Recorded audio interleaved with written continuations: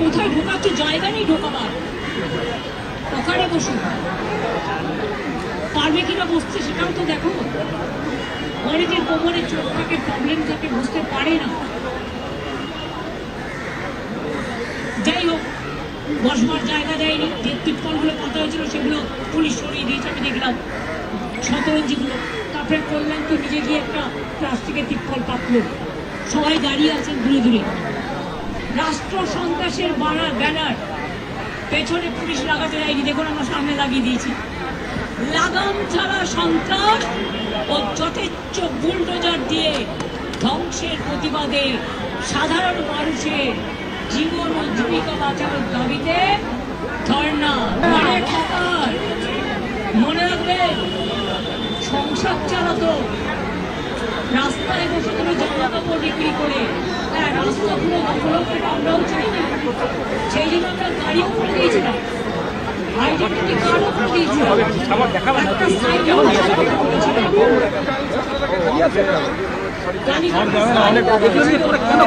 মালিককে দেখা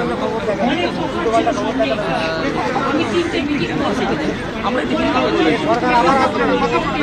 বানিয়ে দিচ্ছি। আর যখন মন্দিরের হয়ে যাবে তোমাদের জায়গা দেবো, তোমরা সেখানে এসেই বসবে। দেখে আসুন হকার মার্কেট, এসি মার্কেট তৈরি হয়েছে কালীঘাট মন্দিরের পাশে, এবং পাশে ওদের দোকান রয়েছে। দক্ষিণেশ্বর মদনের কনস্টিটুয়েন্সি, কামারহাটি মিউনিসিপ্যালিটি চেয়ারম্যানকে নিয়ে, পুলিশকে নিয়ে, দক্ষিণেশ্বরের অথরিটিকে নিয়ে, টেম্পল অথরিটি, আমি 4 বার মিটিং করেছি। কোর্টেও কেস হয়েছে। তারপর দোকানদারদের বুঝিয়ে বলেছি তোমাদের টেম্পোরারি বসার জায়গা দিচ্ছি, তোমরা বসো, তারপরে যখন স্কাই ওয়াক হয়ে যাবে তোমাদের জায়গা ফিরিয়ে দেবো। আজকে লক্ষ লক্ষ মানুষের, আমি দেখছিলাম সোশ্যাল মিডিয়াতে, টিভি আমি দেখি না, অনেকেই করে দেখি না, টিভিতে দেখবেন তার মাথা যাবে। টিভি আমরা দেখি না। আমার কাছে কেউ কেউ সোশ্যাল মিডিয়ার কোনো একটা নিউজ ফরওয়ার্ড করে, যেটা ভালো লাগে আমি অন্যকে দিই। আমি দেখছি মা বোনেরা তারা রাজপুত্রী অন্তত তপস্যা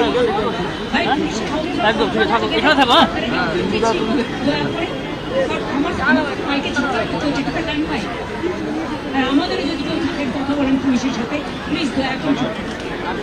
তারা রেভলভার দিয়েছে, আমি যেখানে বসাইছি যে কোনো শক্ত বসাও যাচ্ছে না, তা সত্ত্বেও আমার জীবনের যে অনেক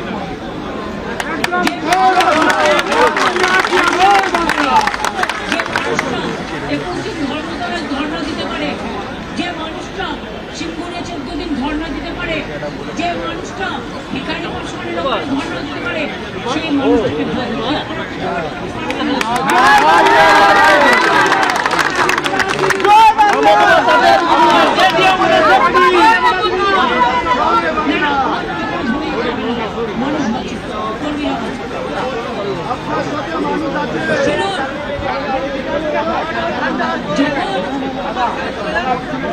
কল্যাণী এক্সপ্রেস হাইওয়ে তৈরি হলো, আজকে দেখছেন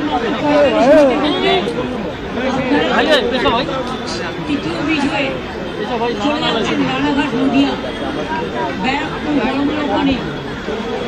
এইটা যখন করতে গেলাম আমার কাছে কথা এসেছিল, 43টা বাড়ি ছিল, তাদের কোনো অনলাইন ছিল না। সেই বাড়িটা সারা জীবন আছে। আমি তখন বললাম ঠিক আছে, ও দাঁড়িয়ে আছে, আপনার কি কোনো অসুবিধা হচ্ছে? গাড়ি পুরো ওঠেনি, আমি তো ঘরে বসে আছি, সবসময় গাড়ি করবো। আপনারা আমার বক্তব্যটাই নষ্ট করে দিচ্ছেন।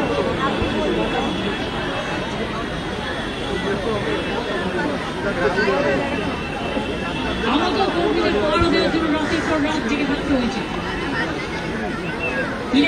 দিন আগে থেকে অভিষেকও জেগেছে, কল্যাণরাও জেগেছে, আমাদের সব সহকর্মীরা জেগেছে রাতের বেলায় কিভাবে মারা হয়েছে। একজনকে জিজ্ঞেস করেছেন আমাদের কোনো একজন এমএলএ যে আপনি কেন এসব করছেন, আপনার ওখানে এত বাড়ি ভাঙলো, ৭,০০০ লোককে উচ্ছেদ করলো, আপনি তাদের পাশে দাঁড়ান না। আর কল্যাণ তো বলেই দিয়েছে বাড়িগুলো তৈরি কিভাবে হয়েছে। কিন্তু আমি যেটা বলি, বেআইনি বাড়িও যদি কেউ করে থাকে তার একটা সিস্টেম আছে, তাকে বেআইনি নোটিশ দিতে হয়। আগে নোটিশ দিতে হয়, তারপরে তাকে তার বিল্ডিং এর প্ল্যানটা জানিয়ে বলতে হয় যে কোনটা ডিভিয়েশন হয়েছে, বলো বলো বেআইনি রাখতে হয়। ভিড়ের মতো আটকে রয়েছে, বলো মেয়ে তো বলছে পেনাল্টিতেও যদি না হয় তাহলে তাকে ডিহাবিলিটেট করতে হয়। লোকগুলো আজকে কোথায় গেল আপনারা খবর নিয়েছেন? আর যে লোকগুলো প্রশাসনের বেশি অত্যাচার হলো তারা আজকে বিদ্যার্থীর হাত ধরছে। এই যুগে বড় নির্যাতন আর কে হতে পারে? বলছেন কোনো সম্পদ বাঁচাতে হবে, ছেলেকে বাঁচাতে হবে। আমার পরিবারটা পরিবার, মানুষের পরিবার পরিবার নয়, কর্মীদের পরিবার পরিবার নয়, যারা গ্রেপ্তার হয়েছে তাদের পরিবার পরিবার নয়। আমার এমএলএ দিলীপ মণ্ডল জেলে আছে, ওই ঘটনাগুলো করেনি। আজকে আমাদের বর্তমান জেলা প্রেসিডেন্ট, দীর্ঘদিনের বয়োজ্যেষ্ঠ নেতা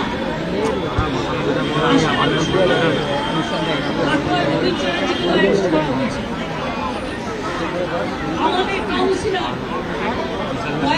কেসে যখন বাবা মাকে দেখার কেউ ছিল পেয়ালায় সুদীপ করে আমার কাছে আসতো এবং তাকে দিয়ে পরিবারটাকে আমি পাশে দাঁড় করেছি।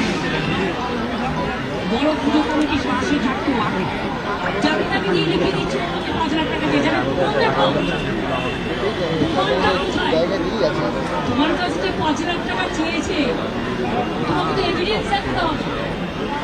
প্রথমে বলছে থানায় এসো, থানায় গেলে অ্যারেস্ট করছে, করার পর এফআইআর করছে, তারপরে বসে আছে এখানে রিপোর্ট যারা ইলেকশন করেছিলেন তারা আজকে সর্বোচ্চ পদে গিয়ে বসেছে।